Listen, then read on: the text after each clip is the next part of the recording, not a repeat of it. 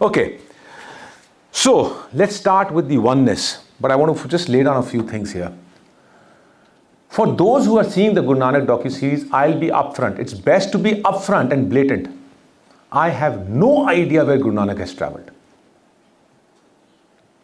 We've done a 24-episode docu-series. It's a legacy documentation. And I'm telling you, I have no idea where he's travelled. I'd rather start with that point. Because I'm here to tell you a methodology that we have adopted. I'm going to tell you the methodology, and whether you want to stick to that methodology or you want to add to that methodology, you're free to do that. But this is how we approached it. Look, Guru Nanak was born 1469, lived up till 1539. A young age of 70 years by today's standards. Very young age. And I'll tell you why I find this as a I keep going back to this number. My wife doesn't like me to say this, what I'm going to say right now. But the fact is, I'm 58 years old. If Guru Nanak is my benchmark, whom I've spent so much of life, then we have 12 years left. If each project takes 5 years to do, there's not much time left. You know where I'm going? We have to be always cognizant of this fact, that the energy that's giving it to you, recognize, thank it, do your best. There's not much time. Guru Nanak, born 1469, 1539, does 4 udasis. I've written it as Odyssey, because there is no word in English that can describe what udasi means. Can someone tell me what you mean by udasi? Let's just have an interaction. There's nothing right or wrong. Hanji? Travels. Travels. Another attempt? In search of. Hanji? In search of. In search of, okay. Alright. Udasi is a word. I've written Odyssey, it's not Odyssey. Because ये मैं English audience उससे कर रहे हैं, right? Udasi is a state of virha. Virha or birha. In Hindi say virha, in Punjabi say birha. Verb becomes a birha. Birha is a state of internal dissatisfaction with the status quo. Things around me are all looking the same, and I'm internally torn apart with, I want to do something more. Guru Nanak, who calls himself Betala and Bhutna. There's a shabad of him, koi kehe Betala, koi kehe Bhutna, right? Is torn apart. He's given us a lot as a guiding post. But his own state was in a state of birha. Birha is when you're in search for something deeper. And that results in a state of what you call as udasi. I was in UK and in 2019, and there was an exhibition, Guru Nanak's Travels, and the heading was The Melancholy Travels of Guru Nanak. I said, you just got it wrong. Melancholy is sadness. Udasi is not sadness. Birha is not sadness. Birha is a beautiful state where you are going to plant a seed which is going to sprout into something that's going to give you beautiful. Birha is that state. But it is a state of discontent. We all go through it in our life. If you don't have discontent, nothing will sprout. Agree with that or no? So Guru Nanak's Udasi is basically a state of discontent. He does the first Udasi, goes east and south, 12 years. North, he goes to up in the Himalayas for 4 years. Third Udasi, another 4 years, Islamic world. Fourth Udasi, around Punjab and Rajasthan. And then he comes and settles at a place called, along the river Ravi, place called narratives get conditioned in the mind. In the oldest text, there is no place as Kartarpur. The place's name is Jammanwali. That's fine. I'm not here to shake the system. Even I call it Kartarpur. What I'm saying is, somewhere down the line, mind gets conditioned, old gets lost, new comes in, replaces, and that's the basis that I'm going to start the next few. Oneness, when you're talking about the oneness that we are being taught about, and the oneness of Guru Nanak, there is a bit of a disconnect out here. And I'm going to talk about that. So this is where I'm going to start. Jammanwali is the place where Guru Nanak settles down. And today no one knows Jamanwali.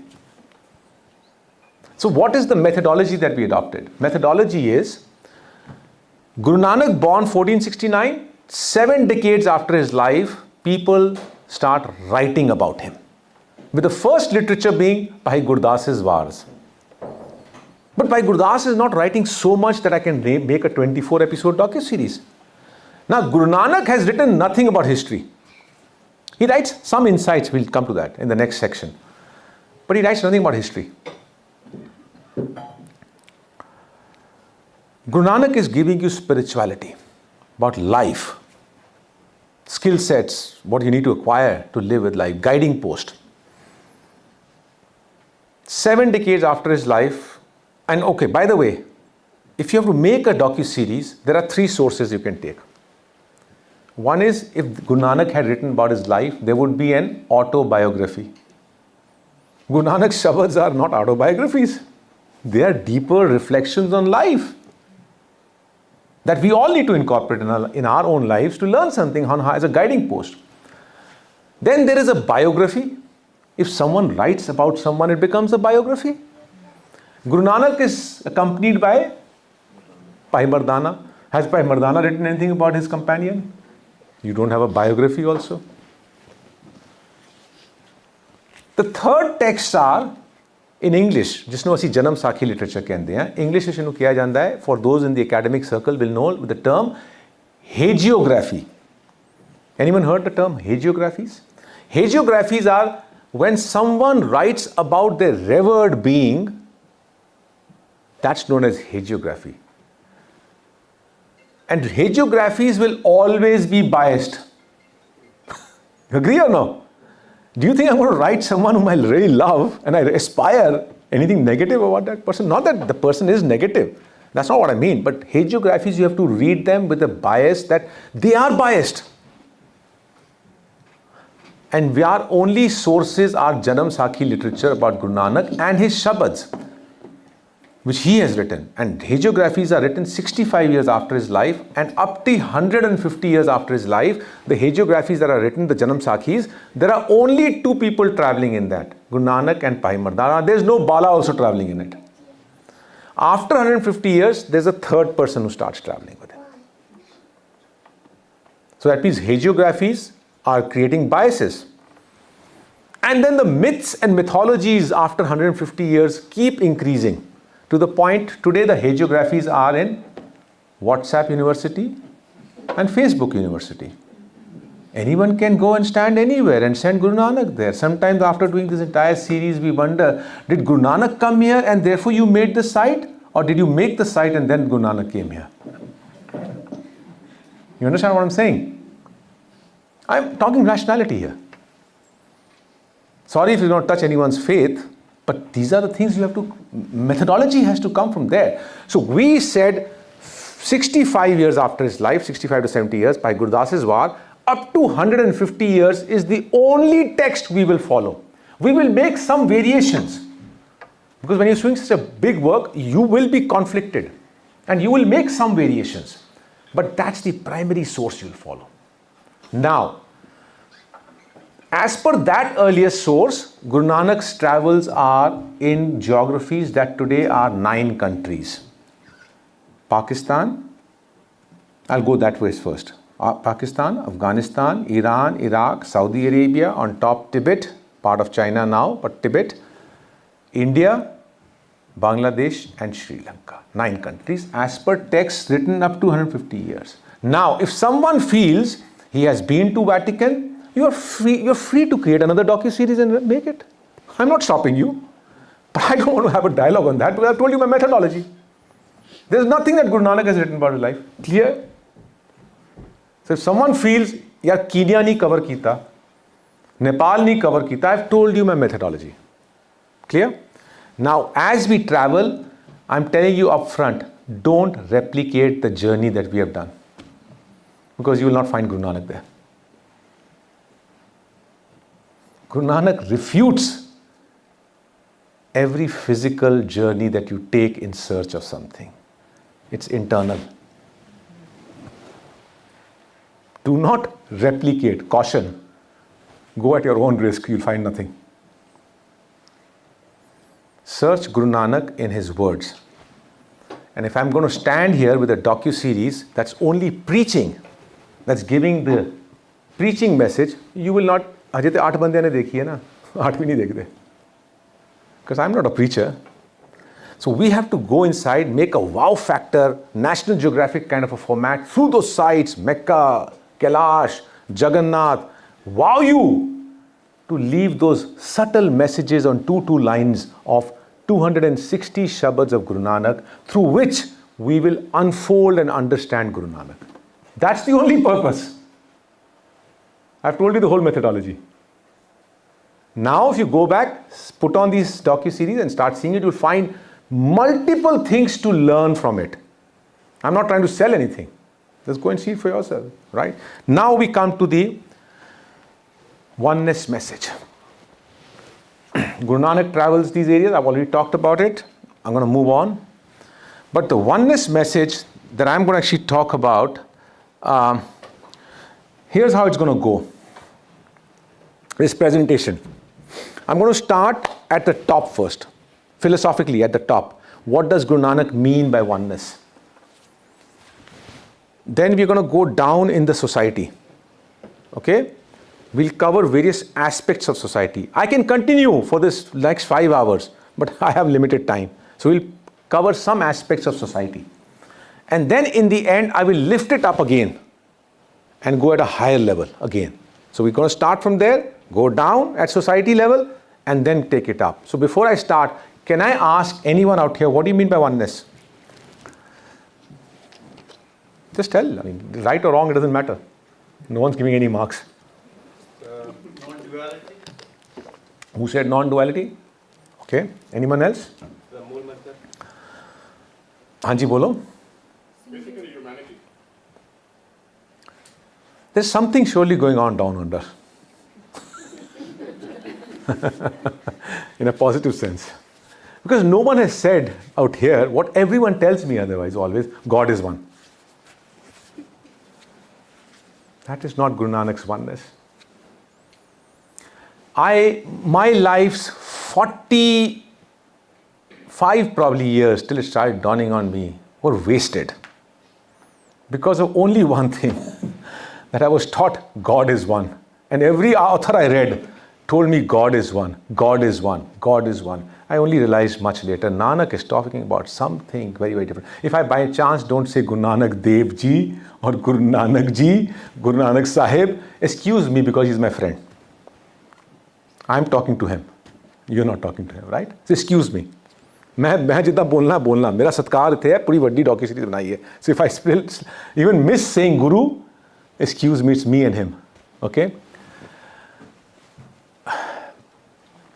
Guru Nanak's oneness is something totally different, and we're going to talk about that. But let's start with this fundamental thing. What did Guru Nanak do? You know, I grew up in a place, I was born in a place called Gorakhpur in Uttar Pradesh. I went into an English medium school. I grew in a place which is 20 kilometers away from a place called Maghar. Anyone read Gurbani and Maghar? Does anyone know Maghar? Guru Nanak, when Kabir Ji all throughout lived in Varanasi, and when his last days came, he went to Maghar to breathe his last. Because the priestly class in Varanasi had said, if you come to Varanasi and breathe the last, you go to up there heaven. I don't know which heaven it is, but up there in the heaven, right? But if you go to this place called Maghar, and by the way, the historical context of Maghar is because Maghar is close to the Magad kingdom. You know, it's Magad kingdom. Buddhism was on its rise. Buddhism was opposing the priestly class at that time. And when you oppose a priestly class, you get a backlash. And therefore this famous thing was made. Because Magad had footprints of, not that we see it now, but when I read history, it has footprints of, it had a vihar, Bodhi vihar. So this thought process was said that if you go and die in that Bodhi vihar area, you're gonna go to hell. So better come to us. You understand how the conflict is happening? This is where the oneness is getting thrashed out. You're not believing in oneness, you're creating doubts. So Guru Nanak, I was born there, and I always felt that, when I read Guru Nanak, sorry, not Guru Nanak, Kabir ji, I used to find Kabir Sahib written in Guru Granth Sahib, and the verses are there, but they are different. 80% there, but words are different. Rahav Tuk is not there in Bijak, but it is there in Guru Granth Sahib. And Bijak is written many, many years after Guru Granth Sahib.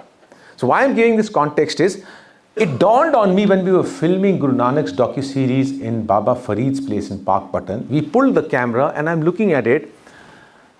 I can read Urdu, by the way. So I'm looking at the kalams written on that, and they are 100% matching with Guru Granth Sahib. They're not written in Gurmukhi, they're written in Urdu. 100% match.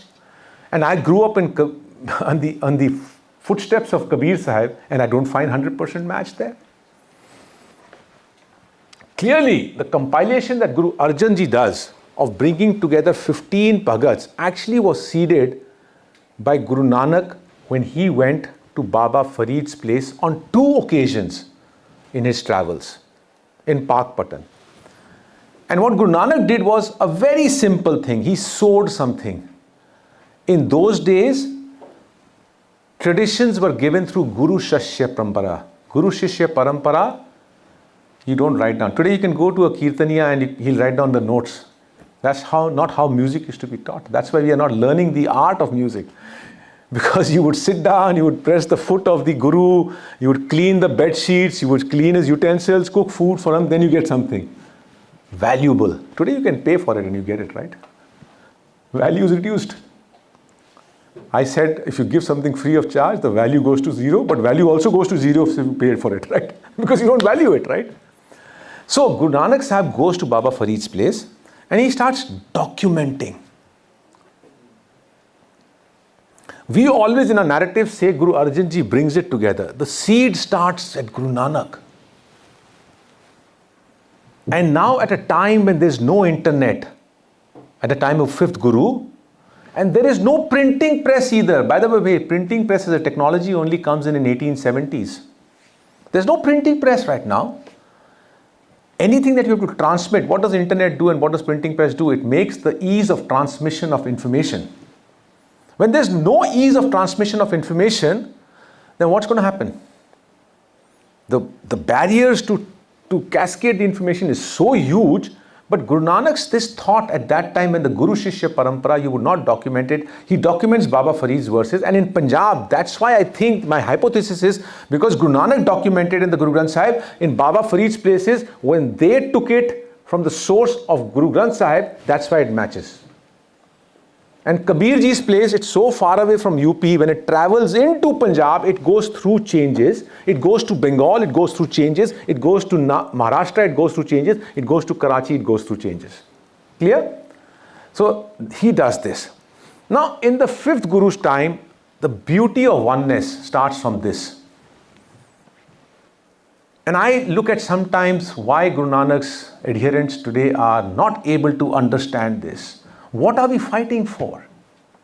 Our history is filled with problems. Our history is filled with problems. I'm not running away from that. Chota ka lukara, vada ka lukara, Nadir Shah coming, this, that. You are a Sikh because you have to face it. Don't run away from it. But if you run away from the fact what Guru Nanak was trying to do, you've shaken your roots. Embrace history and embrace future with that pride, but don't run away from that oneness. And this is the oneness where he brings together 15 saints from across the Indian subcontinent into the Guru Granth Sahib. That's the inclusivity, diversity, oneness in practical examples out here. Joydev Ji in Bengal, see the docu-series, I think 11th or 12th episode. Baul singers in Bengal are singing unknowingly the verse of Guru Granth Sahib in their Bhagat Joydev Kondali's temple. Unknowingly. It takes us to film to figure out, this is from there. Is it from there or is it gone from here to there? I don't know. But this is what Guru Nanak was doing by seeding it.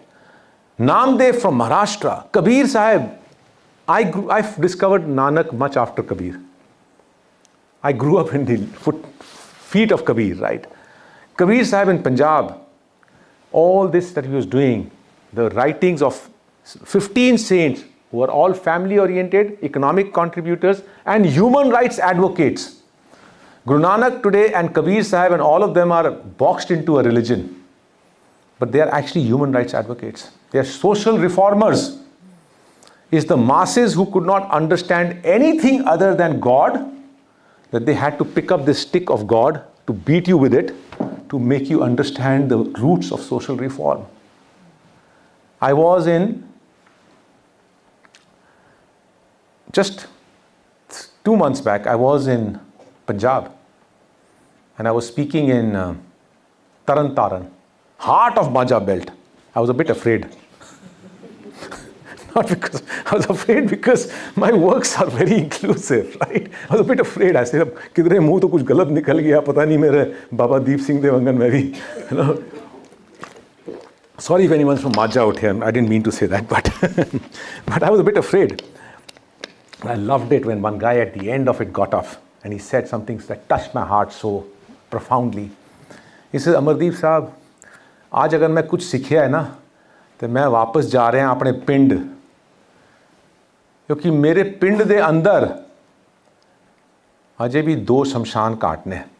एक शमशान घाट है जट्टां दा ते एक मजहबियां दा। In death also we have not found equality. In death, in that body that doesn't breathe, there's no equality. What are we talking as Guru Nanak's adherents and oneness? Do we get what I'm talking about? We as community are far away from Guru Nanak's principles. Accept it. We can pat our back, we can feel good about it. We are far, far away. In death, you can't burn 2 people in the same place. Means you've lost the plot. Totally lost the plot. This is what Guru Nanak was trying, diversity into inclusivity. Let's start, as I said, first with cultures. We'll then, top down I'm coming first, okay? Philosophy, they'll go down and we'll go up then. I start with a tribute to Baba Farid's place of oneness. From Guru Nanak docu-series, episode number 3. इंसानियत ਜਿਹੜਾ ਹੈ ਨਾ ਉਹ ਸਭ ਤੋਂ ਵੱਡਾ ਮਜ਼ਹਬ ਹੈ। ਇਨਸਾਨੀਅਤ ਦਾ ਉਹਨਾਂ ਨਾਲ ਪਿਆਰ ਉਹ ਪ੍ਰਚਾਰ ਬਾਬਾ ਜੀ ਨੇ ਵੀ ਉਹੀ ਕੀਤਾ, ਬਾਬਾ ਗੁਰੂ ਨਾਨਕ ਨੇ ਵੀ ਉਹੀ ਕੀਤਾ। ਫਰੀਦੁੱਦੀਨ ਸਰਕਾਰ ਦੀ ਔਰ ਬਾਬਾ ਗੁਰੂ ਨਾਨਕ ਦੀ ਮੁਹੱਬਤ ਦਾ ਇੱਕ ਇਹ ਵੀ ਇਜ਼ਹਾਰ ਮੈਂ ਬਿਆਨ ਕਰਦਾ ਕਿ ਬਾਬਾ ਜੀ ਦੇ ਸ਼ਲੋਕ ਜਿਹੜੇ ਬਾਬਾ ਫਰੀਦੁੱਦੀਨ ਸਰਕਾਰ ਦੇ ਉਹ ਗੁਰੂ ਗ੍ਰੰਥ ਦੇ ਵਿੱਚ ਨੇ, ਉਹ ਮੈਂ ਪੇਸ਼ ਕਰਾਂ।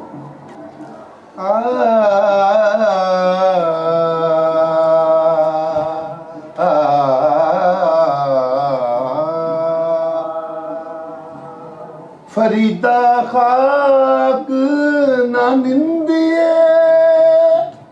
खाको जेद ना कोए जिंदिया पैरा हेठे मोया ऊपर होए Farida Farida Farida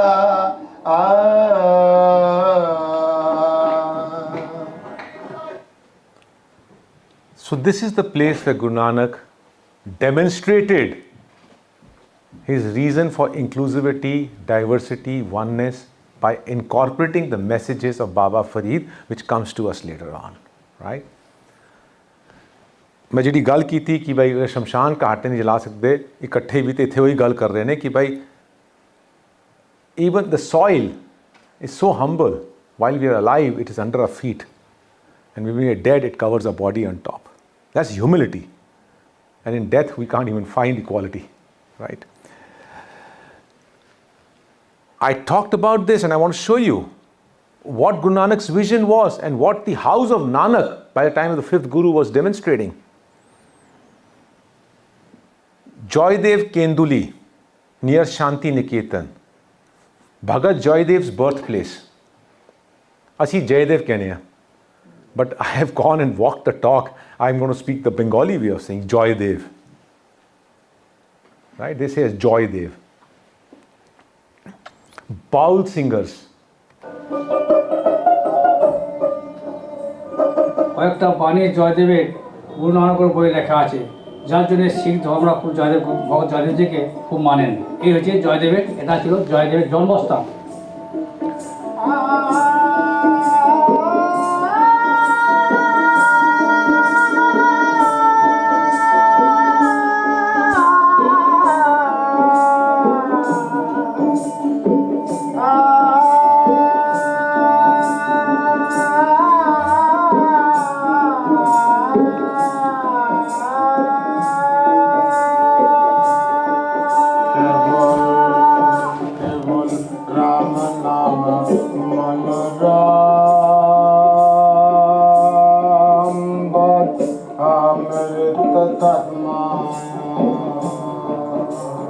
Bhagat Jayadev was renowned for his lyrical poem. I'm going to skip this just in interest of time, but that's what I wanted to show, that Guru Granth Sahib's verses are being sung there. It has come here. There's east, there's west. Why? Guru Nanak proposes oneness. And we're going to start going towards oneness. Guru Nanak proposes. Guru Nanak does not dispose.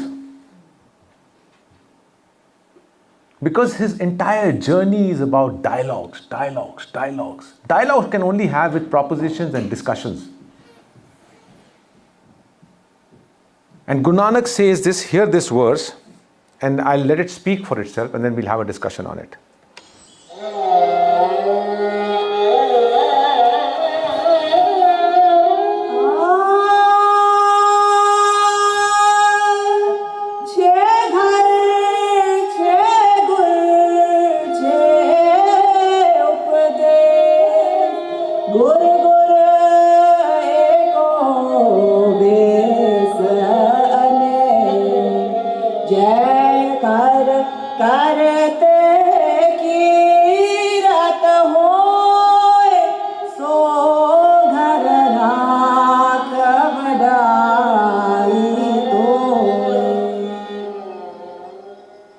Open-mindedness to discuss and assimilate diverse philosophical views has historically been a unique strength of the Indic culture.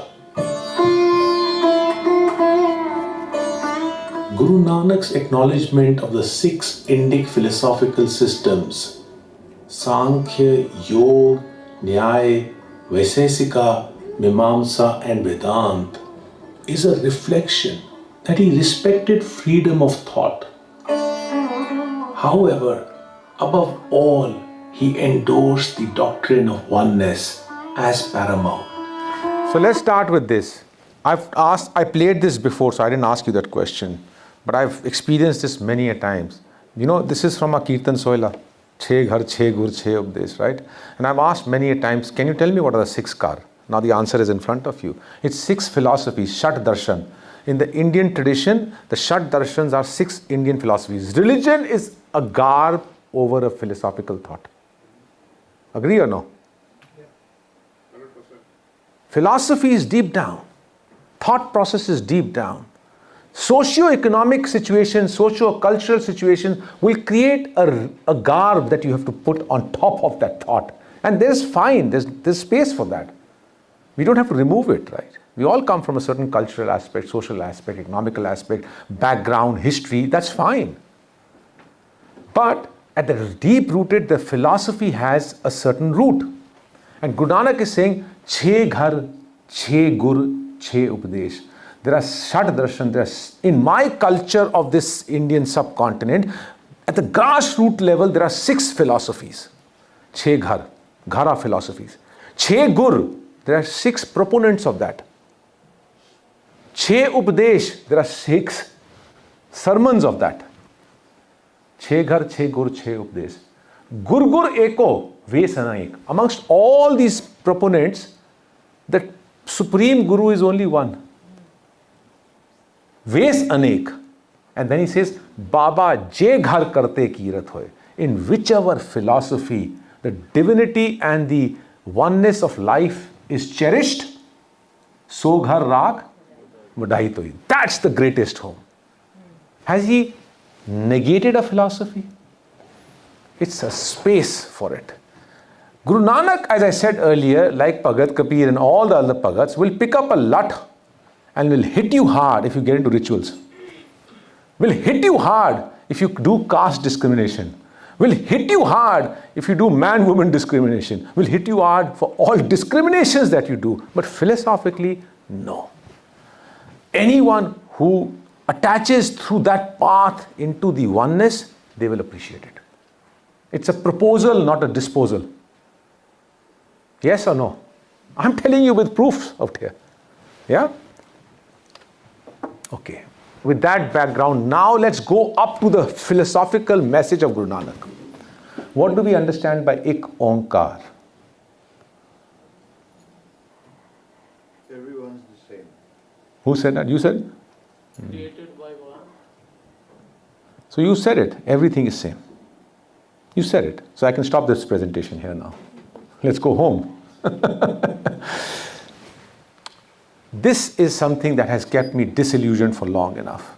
Because every Indian author, every English author, you see, मैं नहीं कह रहा, गुरमुखी बड़ी जगह लिखा हुआ है. गुरमुखी संध्या दे अंदर, टीकियां दे अंदर, there are many learned people who are writing and they are telling the right thing.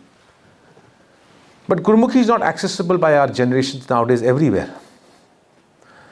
So there are a lot of people who get it. I'm not the only one. A lot of people get it. I'm not here with something new I've revealed for myself. I studied in an English medium school. So I discovered this much later on, the realization that what every English book is writing, Guru Nanak, your Wikipedia says, Introduction of Guru Nanak. Guru Nanak, the founder of Sikh faith, founder of the monotheistic faith, Sikh faith. Monotheism is when God is one. When God is one, then God is distinct from you. Then comes the duality. God is not me and me is not God. Kabir Sahib says, Khalak Khalak. Khalak mein Khalik. Creator is the creation. Creation is the creator. In the Western world, we are dealing with a monotheism. Monotheism is God is one, but if God is one, then it's dual. You and God is different. Then you need a son of God to take you there. Guru is wisdom. Guru is wisdom. There was a time when the body Guru was there to guide you. Now there's a Shabad Guru to guide you. Is wisdom. Wisdom is to take you into that oneness. There's no difference in that and me. Bhagat Ravidas says, Tohi, Mohi, Mohi, Tohi, Antar kaisa? Kanak Kataka Jal Tarang jaisa. Like a bracelet and the gold bangle, the bracelet and the gold, which is making that, it's the same way. Like the wave in the ocean, ocean and the wave is the same thing, right? So that's what you're talking about. Okay, Onkar. This is a representation of three. Whether you take the Om or you take this Onkar. This Trinity represents not the Western Trinity. I'm not talking about the Christian Trinity out here.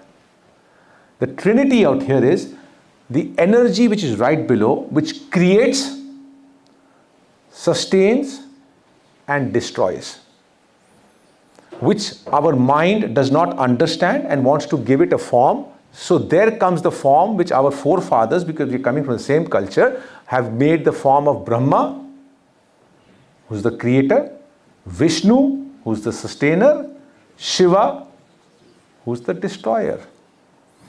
But we came into this room just about an hour back. There's an energy that came together, the energy got created. It's sustaining right now. Give it a little while, it'll finish off. This is Brahma, Vishnu, Shiva.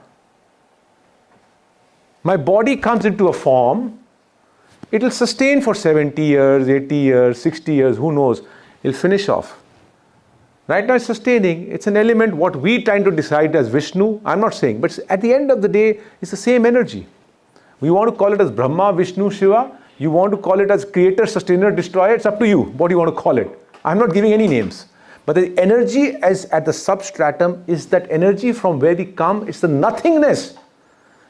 Like what Buddha says, we are nothing.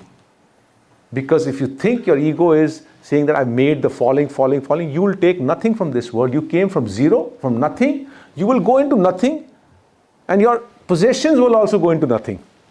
That's the power of that substratum of the energy. When that energy which has no form takes an akar, it becomes onkar. Akar is what? To take form. Form can be physical, it can be subtle, because what dog can hear above 20,000 hertz, you and I can't hear, but the dogs and that frequencies are still there. Akar is there, right? What is visible, not visible, there, not perceivable, is all akar, but it's coming from nothing in the Trinity. And to put one above that, this is where the problem is. All this time I've been taught this one means God is one. It means this Trinity and this energy which is creating, sustaining, destroying and coming in the form is intertwined into what he said, everything is one. If you can just understand this, we've finished our presentation. Because then there's no difference between me and you. There's no difference between this and me. Although I may say it's not living, I'll also become not living one day. There's no difference between the tree and me. You'll start respecting the tree. You would want more trees to grow. There's no difference between a Christian and a Hindu and a Muslim and anyone else. We are all the same. We're wearing a garb. Everything starts finishing off. You want to have political boundaries? What? There's no difference. Live, let's embrace each other. Let's embrace not each other as humanity. Let's embrace the creation even beyond earth. That's simple. So when you go back from this room, if there's only one message, we'll continue with the presentation. Do not take the message of God is one. And if you don't like it, what I'm saying, leave it. It's my limitation. I've told you, I'm standing here to give you something. You don't like it, leave it. No one's forcing you to believe it. But what I have understood, I'm telling you, everything is one. Okay? So we've now established the top. Look, and I'm going to spend 5 minutes here and then move on for the next few videos. Mool mantra is the most fundamental. Mantra is jo man nu tarda hai. Direction change karta hai. And that's what Mool mantra is, right? This Ikonkar which I said, the trilogy, I've already explained, the manifestation, the Onkar, Ik, I want to just focus on one thing out here, just 2-3 words, and I'll leave it there. Sat Nam. Most of our English translations are doing, all English translations, what are they saying? God is one, Ikonkar. True is its name. So what do I have to do if its name is true? How does it matter to me? Have you ever wondered that? True is its name. Who's given the name? Naam is reflection. And this will come again and again in the docu-series. Naam is contemplation, situational. Contemplation, reflection, deeper insights within you. Whatever is outside is within you. Jo Brahmande so Pinde. It's inside you. So whatever you are reflecting internally is your cosmos inside, right? Whatever is outside, we are part of that. But when you're reflecting on it, when you contemplate, that's the Naam. Now some traditions will say this is the Naam. Let me tell you a secret. Fine. I'm not disputing that. That's a way. But I hope that person realizes the biggest name is to reflect within on your situations. That's the reflection. From there sprouts the seed of Udasi. Your Udasi. No physical Udasi. Your Udasi will, the Birha inside you, reflection will result in. That reality, that is the only reality, Sat, this substratum of this entire creation that is there, what we said, Ek Onkar. Reflection will lead you to the understanding of this truth, that is all that is there. The meaning changes, right? Sat Naam, it doesn't matter to me if God's name is Sat or Naam, right? So I now say it means to me. Agla, and I'll just say 2 of them and I'll stop there. Nirpaho. Once we say, in the English translation says, he is without fear. First and foremost, the energy is not he. Energy is genderless. Guru Nanak says, Ape Purak, Ape Nari. So where are you saying? All our translations are warped. He is without fear. Who is he? So my 50% of my population here, my mothers, my sisters, my daughters, do not belong to us. That makes sense? So there's no gender inside this. Nirpaho, once I have realized that everything is one singular system from which, like a bubble, I've come up today for 70 years and I will submerge inside this, I become fearless because I have nothing to lose. And when I now look back and I say, going into all these challenging areas, the challenges I faced, somehow it was a small chalak of being a Nirpaho at that time. I'm not saying I'm fully Nirpaho, but I aspire to get to that state. The more I understand, it doesn't matter. It doesn't matter. Nirvair, when you understand everything around me is me alone, then what do I have to have enmity against you? Why do I need to fight with politics? Why do I need to fight with someone else? Why do you need something else different? We will all be one, right? Make sense or no? So, Mool Mantar is a mantar. Your mind has to be tweaked. It doesn't matter if God has the attribute of being fearless or being without enmity. How does it matter to me? And if that God has it, then I am also that, right? Does it make sense or no? Or is it too philosophical? Too philosophical. Thank you so much. Let's move on then. Time to move on. But I appreciate that. Yeah? So as I said, we are going from top and going down. But if you feel it's too philosophical, it has taken me 45 years to understand this. This basic thing. That there is everything one. And I appreciate your honesty, but go back and reflect on this fact that God is not different from us. We are one. We'll start living together. And now let's come back to the basics. Because the toughest thing is philosophy right up there. If you understood that everything is one, now let's come back and see downwards how Guru Nanak is implementing. He picks it up from the cultures, brings it all together, takes it up, everything is one. Now, how does he implement it in society? I'm going to give you 2-3 examples. If you see the docu-series, you'll find many examples. Okay? Human rights advocacy. The story about Malik Pago and Pai Lalo. एक पासों रोटी दबाई, एक पासे खून निकल रहा है, एक पासे मिल्क निकल रहा है. That's myth, mythology, miracles. But the essence of that story is equality in the society between the rich and the poor. The high and the low is what Guru Nanak is talking about. That's also his oneness, right? Yeah? So let's hear to this one. The food that he eats at Pai Lalo's place tastes like milk because it's been earned through hard work. But the food that he would eat at Malik Bhago's place would taste like blood because it's been earned by violating the rights of the poor people. ऐसे जन विरले जग अंदर परख खजाने पाया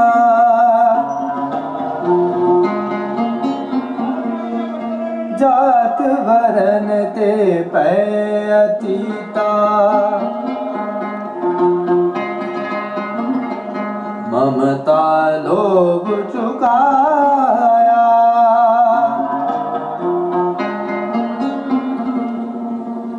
नाम रते तीरथ से निर्मल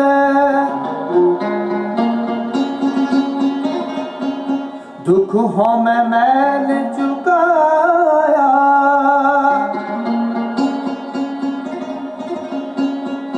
नानक दिन के चरण पखाले जिन्ना गुरमुख साचा पाया.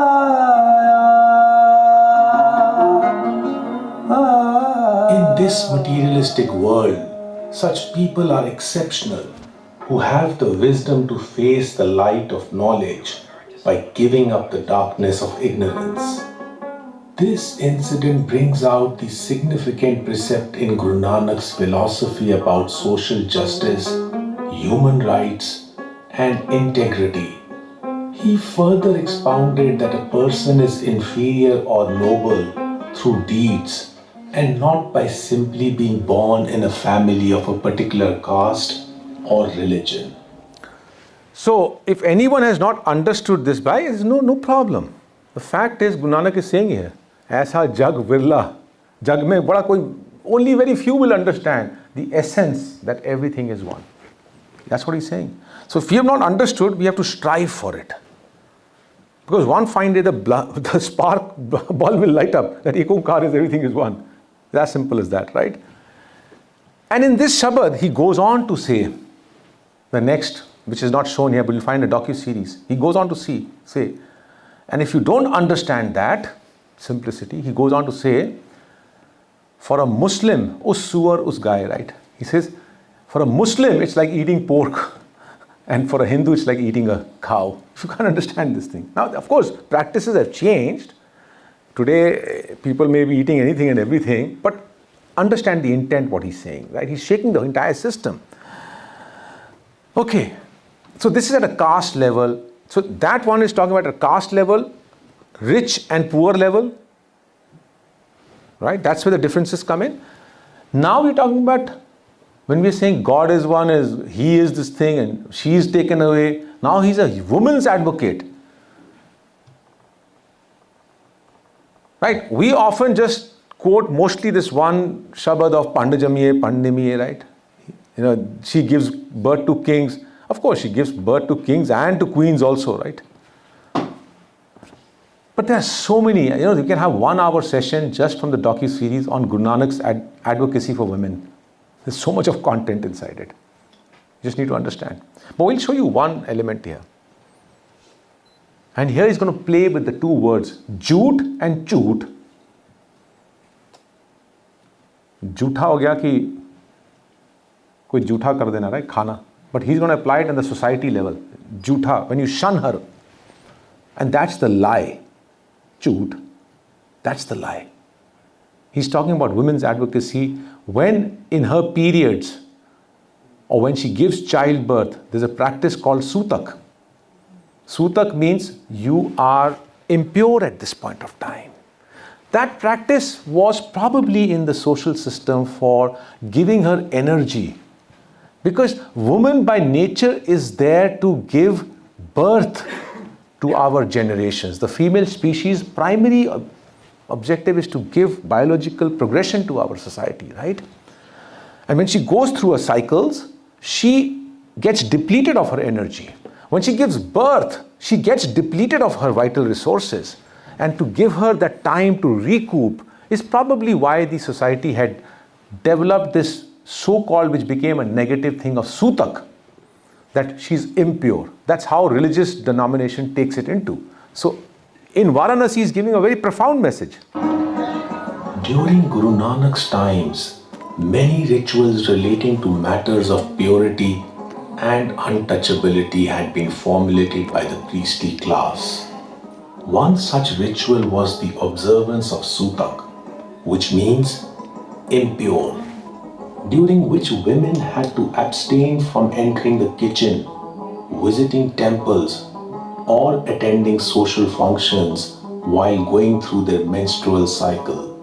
They also had to refrain from these activities during confinement after giving birth. While this tradition was well intended to replenish the physical strength of women, unfortunately, it had taken the form of a strict religious adherence.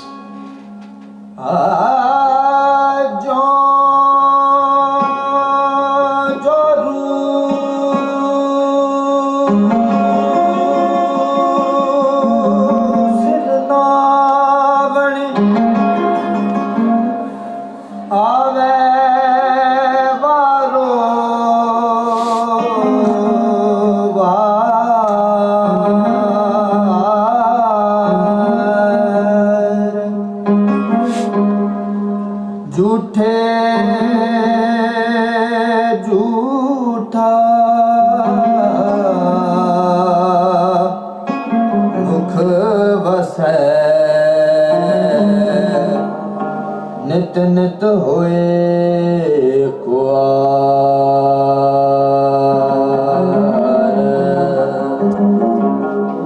सुचे ना किए भंज पिंडा तोए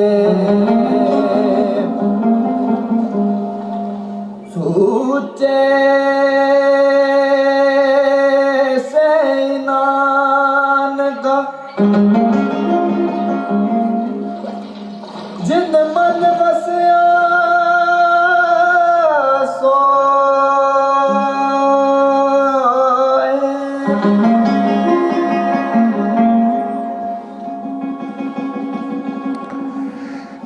To produce life is a biological phenomena bestowed upon women, without which the human race will cease to exist. Guru Nanak rebuked observance in the name of religion, which discriminated and belittled others.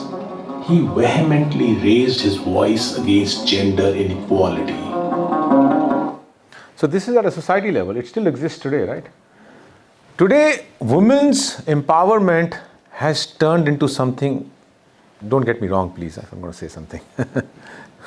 Speaking in a Western society, but I have worked in the corporate world for long enough. Women's empowerment today is doing job. That's not the women's. Guru Nanak's talking about the empowerment here. You are doing a job at your kitchen also. You're doing a job with your children also. You can do a job outside. There's no problem with that. But today's entire empowerment has got boxed into doing a job 9 to 5 outside. And that's what Guru Nanak is challenging. It's here. Empowerment is here.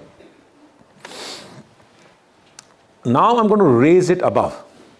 Slowly bringing it to an end now. Because we've gone into elements of society and we can continue to talk about the society. The entire docu-series is filled up with it. Now let's start raising it up again at a nature level. Because I said Guru Nanak's message is not oneness of humanity. It's too small a definition. It's too small a definition. It's the oneness of creation. Because every aspect is a part of me and I'm a part of that. The problem is when we look at it from a human aspect, our ego doesn't allow us to see beyond. Guru Nanak is going beyond. And so let's lift it up. Can anyone recognize which temple this is? Jagannath. Although the segment will talk about it, but let me actually just give you an interesting fact. It's in Odisha, by the way. It's not South India, Odisha. Interesting fact.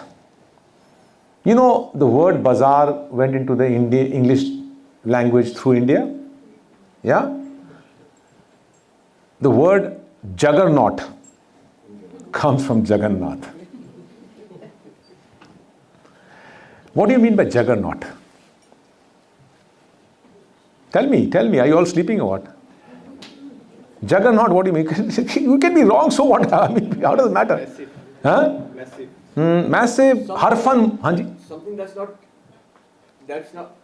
unstoppable. Exactly, unstoppable. Harfan mola. Harfan. Fun is anything that you can do. Every fun, every passion, everything that you want to do, everything that you want. Harfan mola means you can do it. That's what a juggernaut is. Unstoppable. If I want to do something, nothing will stop me. I'll do it because I've got that ability to do it, right? Are you and me harfan molas? There's only one thing that's harfan mola in this world. Creation. We're not talking about humans. That's creation. That's nature. When the nature wants to subside and embrace, it'll do everything. When it wants to destroy, there's no stopping, right? We've seen it. There's only one element that is a harfan mola, and that's Jagannath, Jagdanath. Jagdanath, Jagda, supreme being. And in Jagannath Mandir, although the idol is there, it's interestingly not made of stone. It's always made of wood. Jagannath idol is always made of wood, and it is a representation of nature.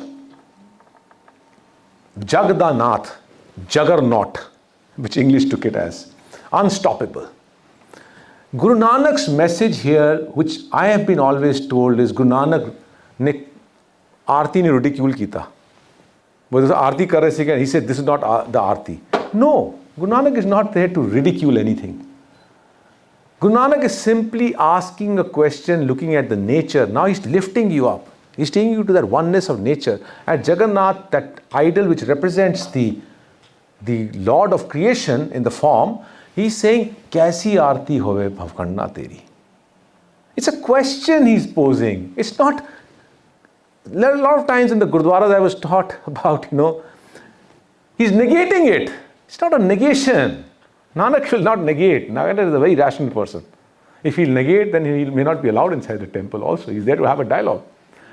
And when you have to have a dialogue is had when Nanak says, Jab lag duniya rahiye Nanak, kich suniye kuch kahiye. First listen and then impart. So he has to listen and he has to impart. This is his word saying it, right?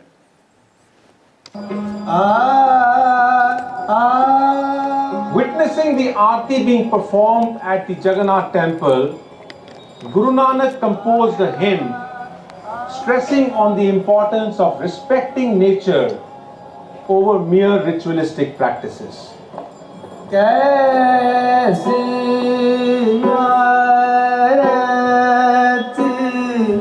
होए भव खंडना तेरी आरती कैसी आरती That's Jagannath. भव खंडना तेरी आरती कैसी आरती होए कैसी आरती होए भव खंडना तेरी आरती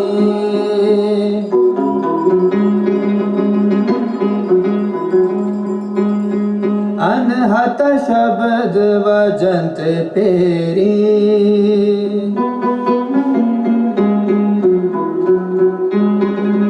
गगन में थाल रव चंद दीपक बन तार कमंडल जनक मोती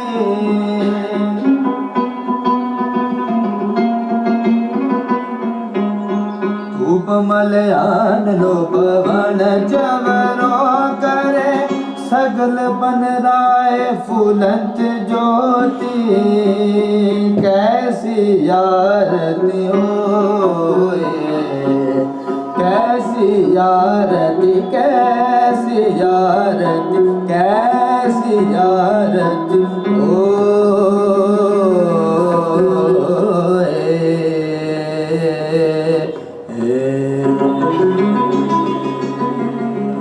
Guru Nanak says, since the omnipresent is manifested within every aspect of nature, how can its greatness be venerated by worshipping only a few forms of its expansive creation?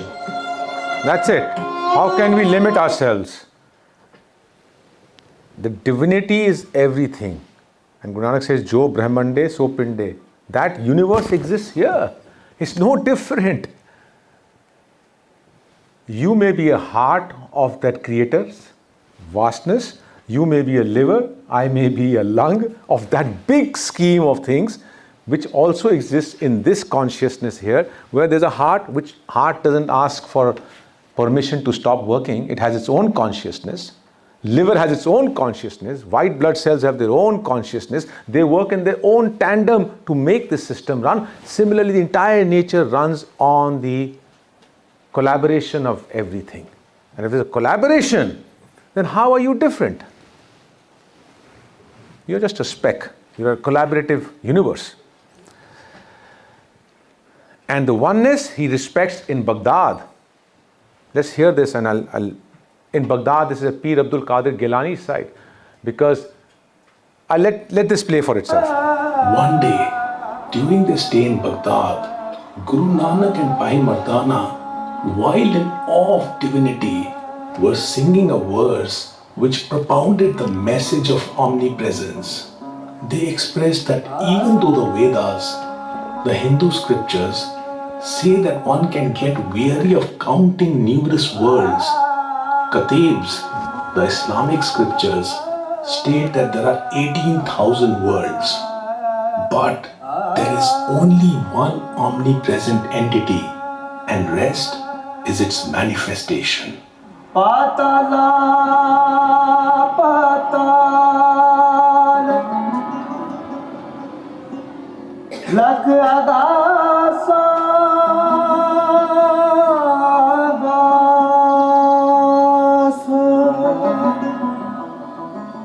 ओढ़क ओढ़क पाल थके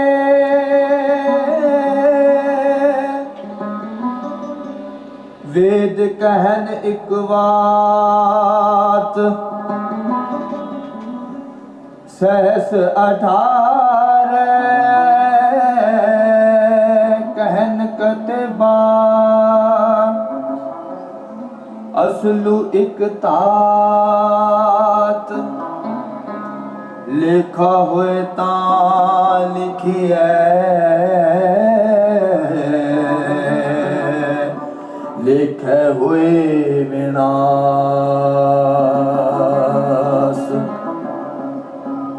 नानक वड्डा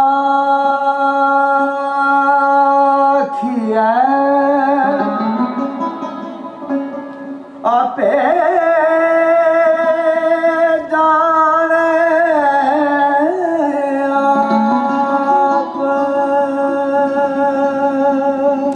This is the essence. Aape jane aap. If we realize that we are part of this oneness, the Islamic scriptures might say 18,000 words, the Vedas might say multitudes. The creations are many. This is the diversity. And this is what Guru Nanak is showing in terms of bringing the diversity of Baba Farid and the 15 diverse saints of the Indic culture into one message of oneness. That's why he's showing this diversity. And you expand it across the worlds, across the regions, across the universes. Ultimately, you have to realize that element only within you. That's it. Right? And we are bringing this to an end. Although we are today divided, we are getting, if we don't get our acts together, all communities will continue to get divided. But I want to reflect on those two powerful sayings, not by us, the followers of Nanak, but by our forefathers' times, how the vastness of Nanak were embraced by people of diverse cultures and faiths. Two such poetries which are sung out here. Allama Iqbal, his poetry, Bange Dara, right?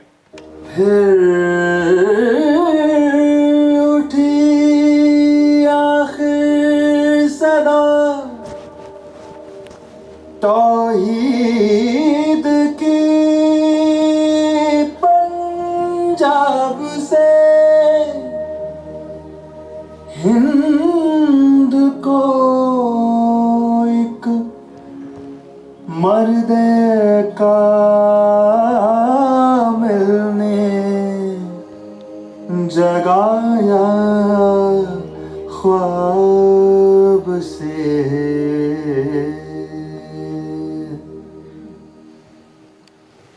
Are we not in a khwab even right now?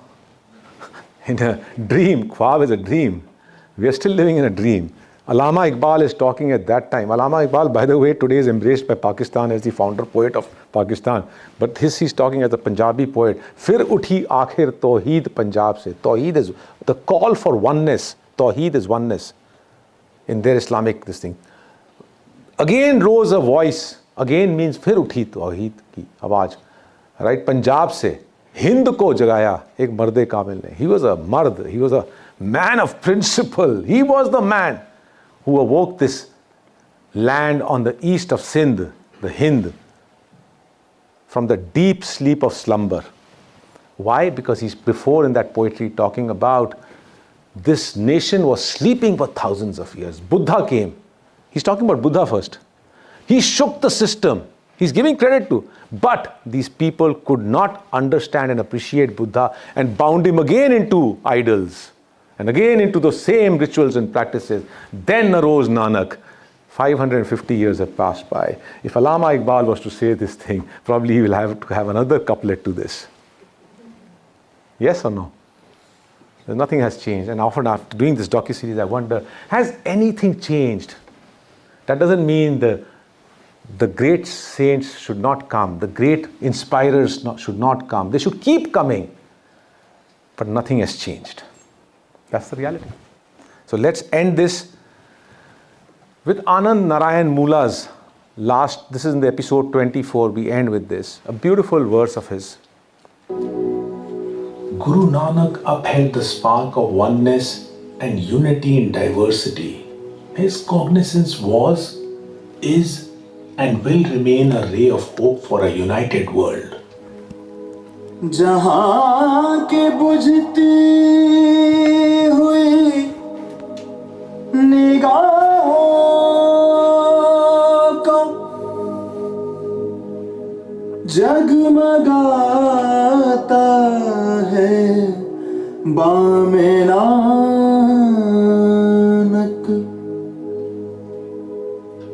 ना पाक कोई ना कोई ना पाक कोई ऊंचा ना कोई नीचा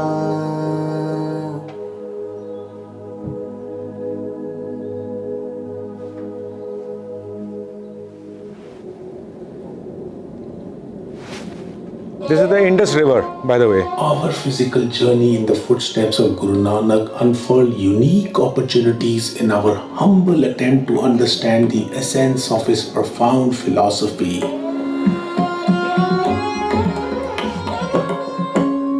The process of unraveling the allegory of Guru Nanak has facilitated our ability to unlearn, relearn, and ponder on diverse perspectives of life.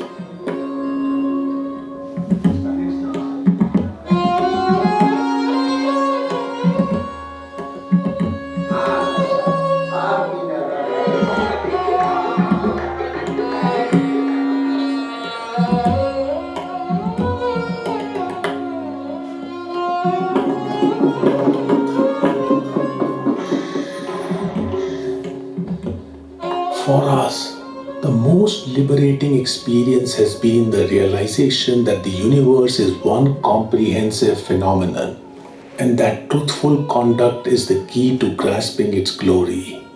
Do ponder on your allegory.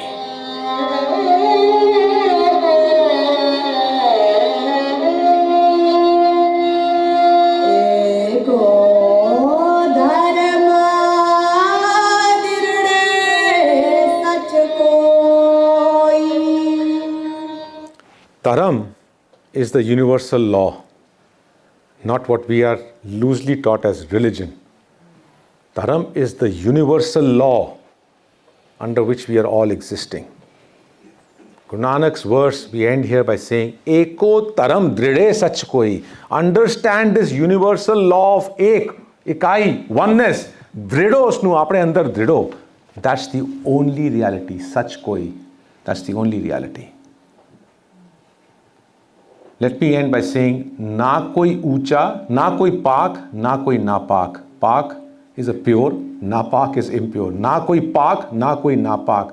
Na koi ucha, na koi nicha. Let's end with that by saying that if you want to click the photograph, click this. You can see the docu-series there on the YouTube channel, Lost Heritage Books. OnenessInDiversity.com is our new project for the last 2.5 years that we are working on.